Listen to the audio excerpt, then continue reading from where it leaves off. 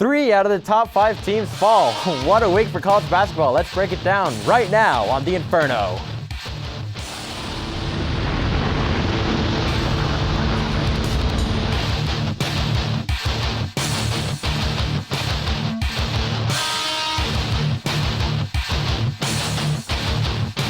Hello and welcome to the Inferno. My name is Torrance Dunham, alongside the panel this week featuring Johnny Soto. Follow me on Twitter. Or nah. Trevor Miglorino. Whiteboard. And Lucas Robbins. And boom goes the dynamite. After a huge upset last Friday of the then-ranked number 2 rival Wildcats in double overtime, the Devils fell a bit on Wednesday in Boulder, losing by 9 points to the Buffalo 61-52. The Devils will look forward to their next game on Sunday in Utah against the Utes in Salt Lake City. Now, panel, this was a team that looked like it was going to be the second team in a row to upset the Wildcats before losing late. If the Utes show up to play like they did against U of A, what will the Devils need to do to win?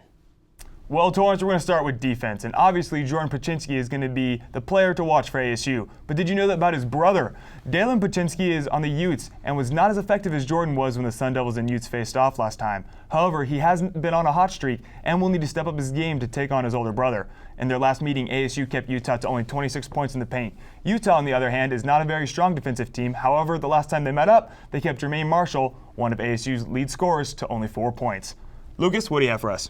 Well, the Utes are coming off a heartbreaking overtime loss to the Arizona Wildcats Wednesday night in Salt Lake City. On the other hand, the Sun Devils are also coming off a road loss to Colorado. If the Sun Devils plan to make it to the big dance, they can't afford to lose many more games. If they beat the Utes Sunday, they'll reach that 20-win mark. Utah is a tough place to play, and the Utes have only lost twice on their home floor. The same story for ASU. If they want to win, they need to have productive performances from their big three, and Jaheed Carson, Jermaine Marshall, and Jordan Paczynski. And a few threes from John Gillen wouldn't hurt either. Yeah. On the offensive side, it was a high-scoring game the first time these two teams played. Jaheed Carson was the leading scorer for the Sun Devils as he got 23 points. Jermaine Marshall only had 4 points. However, you got to remember he was coming off an injury, so look for the reigning Pac-12 Player of the Week to get more involved on Sunday. As for Utah, Loveridge and Wright each scored over 20 points in that game, so I believe it's going to be another high-scoring contest with ASU coming out on top again. Torrance? As mentioned earlier, the Devils had a huge win in Tempe against the Wildcats on Friday night thanks to a late game block by the big man down deep, Jordan Paczynski. Talking to fans about the thrilling double OT win is our Heat on the Street crew.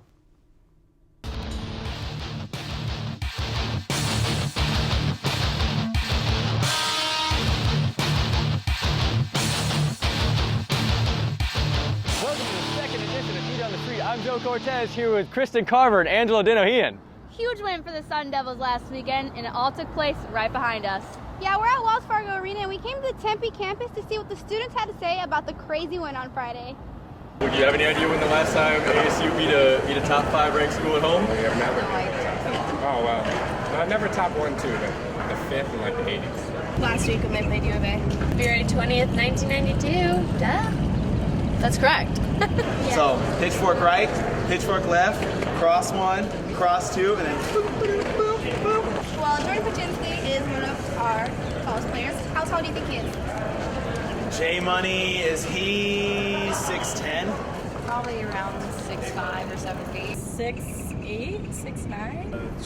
2.5 meter, or 6'8", 6'9", 7 foot, 7'2".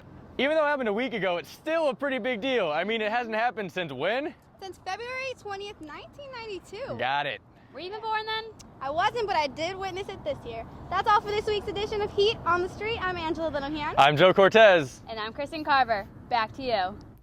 It was a tough week for the Sun Devil women's basketball team as they have now lost 3 games in a row and have dropped 5 places in the poll to number 20. The rough stretch included a blowout against Stanford and Palo Alto and being upset by the lower-ranked California Bears and the unranked U of A Wildcats. After 5 days off, the Devils are back at it again tonight as the team takes on Colorado in Tempe.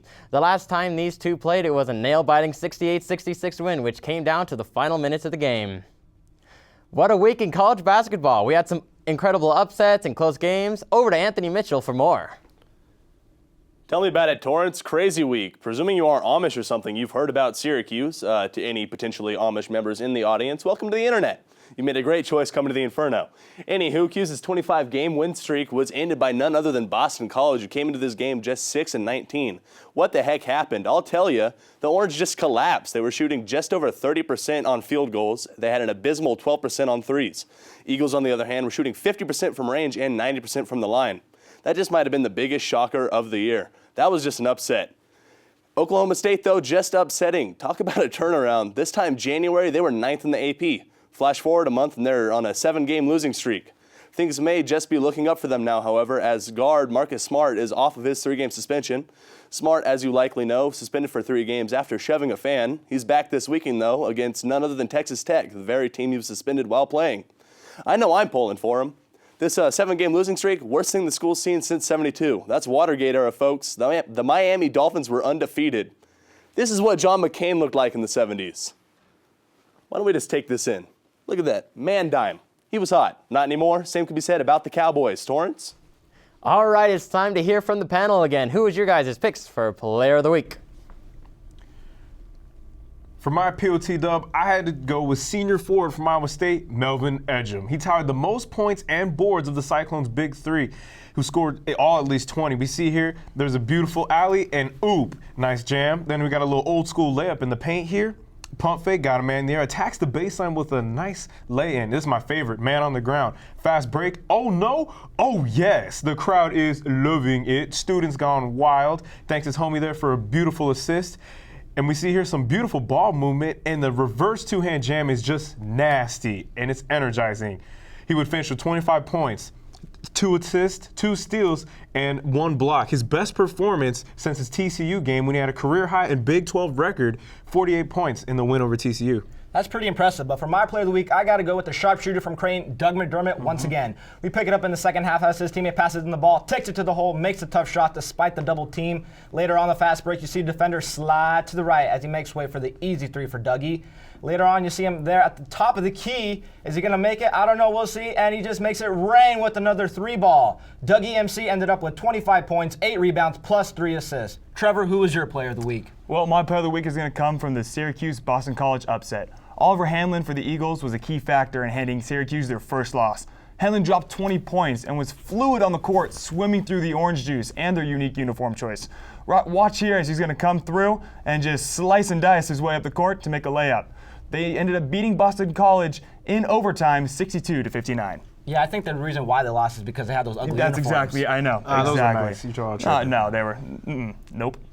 It's time for everyone's favorite segment, the Pick'ems. First up is 2 teams who have been doing well lately. The number 15 Iowa Hawkeyes will welcome in the number 16 Wisconsin Badgers. With both teams beating their previous opponents this week, who's got the upper hand? It was a toss-up for me because both teams are evenly matched. However, I'm going to go with Iowa because they average 10 more points and rebounds per game compared to the Badgers. Plus, they'll be looking to get revenge on their home court. Trevor? Yep, Johnny, you took the words right out of my mouth, but your picture, not even as close as mine. Like you they're said, the Hawkeyes, not the Duckeyes. Yeah, no, that's pronunciation a going on. There's something That's there. a Hawkeye. We'll figure that out later. We'll get that. But I'm going to go with you, like you said, averaging more points and more rebounds. They're a better offensive team. That's why the Hawkeyes are going to win. Definitely. Lucas? Yeah, I'm going to have to agree with you guys. The Hawkeyes also rank in the top 10 in the nation for points per game and are 15th for assists per game. Coming off some convincing wins over Michigan and Penn State, they should beat the Badgers. So Hawkeyes. All right, next we have the number 19 Texas Longhorns traveling to number 8 Kansas. Texas just lost to Iowa State on Tuesday. Panel, do the Longhorns have a chance to upset Kansas? You know, Torrance, I believe that they do, and I apologize because this Jayhawk is not as good looking as my Hawkeyes. But I'm going to pick the Jayhawks because they have dominated Texas as a state. They beat TCU, they've beaten Texas Tech, so now they're going to come strong and finish with Texas. Yeah, last time these 2 teams played, Andrew Wiggins only scored 7 points. I don't see him doing that again, so I believe the Jayhawks will win and rally behind Andrew Wiggins. However, it won't be easy. Lucas? We know Big 12 basketball is always exciting, and both these teams are at that 20-win mark. The Longhorns just lost to the Cyclones, and they will lose to the Jayhawks, so we all agree again. You know, Allen Fieldhouse is a tough place to play, so rock, chalk, Jayhawk. All right, we are just one day away from this fantastic matchup. Number 1 Syracuse, who is still licking their wounds after their first loss of the year, will travel to number 5 Duke, who less than 24 hours ago lost to unranked North Carolina. Who will come out of this top 5 matchup with the victory? Well, both these teams are coming off some upsets, and it was the last time these guys met, it was probably one of the greatest games of all time. Of all time. So I'm going to have to go with the Blue Devils. They haven't lost at home, and meanwhile, the Orange have just been barely getting by these games because of their poor shooting. The Cameron Crazies are going to make sure they stay undefeated at home.